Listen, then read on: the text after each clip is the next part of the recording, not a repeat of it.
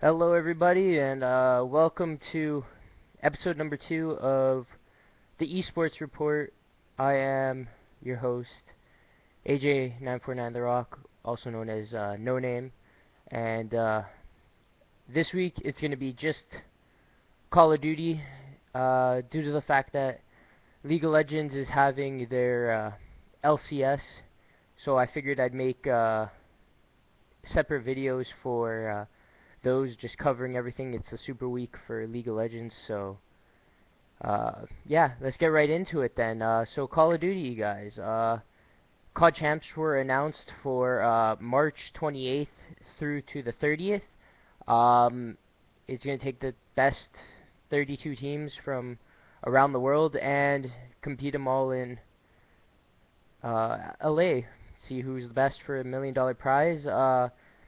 The way it's going to break down is it's qualifiers online, so there is a qualifier for every region. Person who wins the qualifier makes it on to CoD Champs, except for 3 regions, which are Australia, Oceania kind of area, Europe, and US.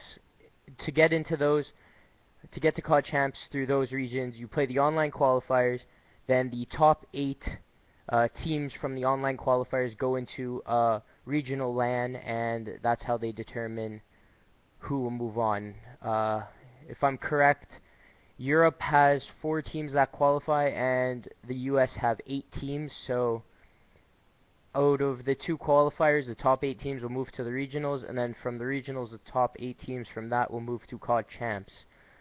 So yeah, the only problem I see arising is DDoSing and host booting and stuff like that, but if you're playing for $1 million, you'll do anything in your power to make sure you don't. So now to the 2K that happened this past Sunday, which saw Complexity beating Envy in the finals. So congratulations to Complexity, showing that they are dominant as usual and no one can beat them. But Envy getting second. I think it was only about a week that they were playing with that roster, so very good to see them in the finals of the 2K.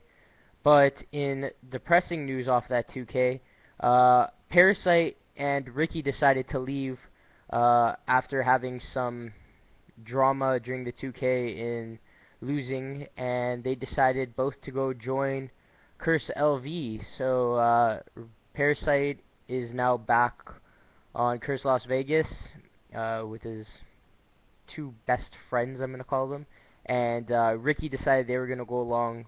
He was gonna go along with them, and yeah. So with that spot now being, with that being 5 people on the team, they had to drop someone, so Study got booted off of Curse LV, which really sucks because I like Study. He's a great player.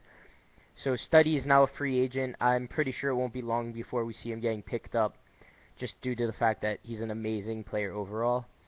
So that left Optic with 2 people, 2 open spots, with Nate and Clay still staying on the team.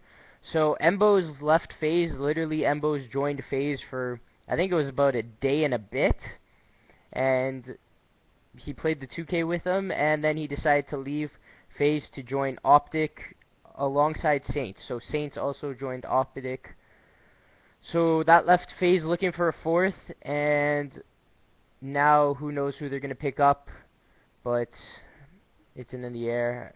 I have a feeling that they will pick up Nameless, who was also removed from Curse Las Vegas.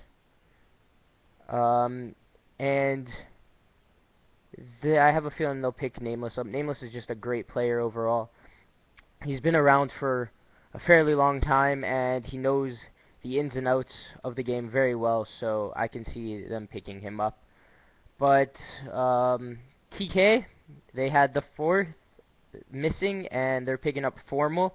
Literally just after like 5-10 minutes after I decided to make the last esports report, TK decided they were going to release the 4th for the roster, which was Formal. And Formal, if you guys don't know who he is, he came from Halo. And he was pretty big on Halo, and he decided to make the transition over to CoD with all the other Halo boys, and so now he's playing on TK. He's a new player. He has lots of gun skill, but he doesn't know all the ins and outs of the game yet. And TK, having Sharp, who is one of the oldest players in that game, left playing realistically, other than Moho, because Moho, Sharp, Big T, and Rambo were probably some of the oldest players in the game. And with Sharp on that team, Sharp just brings great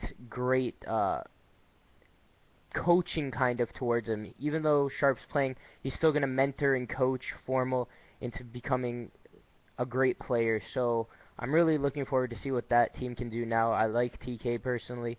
I've always liked Sharp. I've been a fan of him forever. Curse New York picked up Revan, so E-Girls Slayer has disbanded, but Revan got picked up by Curse New York and is now the captain of the team. So congratulations to Revan. It's nice to see him on an actual organization again, and he's the captain spot. He's a very smart player. He's been around for ages, along with everyone else, Sharp and Big T and Moho. But going on, Denial Esports picked up Twiz and Assassin, so they were both formerly on the Curse New York team, and they now moved to Denial Esports. So I think that lineup is Fizzerp, Twiz, Assassin, and I can't remember who the fourth is, but Fizzerp's a great player, and he brings a lot to the table. Other than he has a little bit of an attitude issue, but when you're that good, I guess it's okay to have an attitude issue. But last, other than Nameless getting removed, that's that. I've been watching all the gameplays and the scrims from all the teams, and right now, if I do have to stay, Complexity's still top. No one can beat them. They're godly. Envy and Optic are looking very strong. If I did have to give it, I'd probably give it to Optic at this point, just because in their scrims they've been looking really dominant their past couple days. And Clayster is just a smart player overall. He's just a great player, and he brings that extra edge to it. And I think that's what's giving me the little like side over Envy, is that Optic has Clayster, and Clayster is just an immense player. Like, he should just have a team like completely based around him. He's a smart player. He's great. He can make amazing calls. And that's about it, guys. So this is episode 2.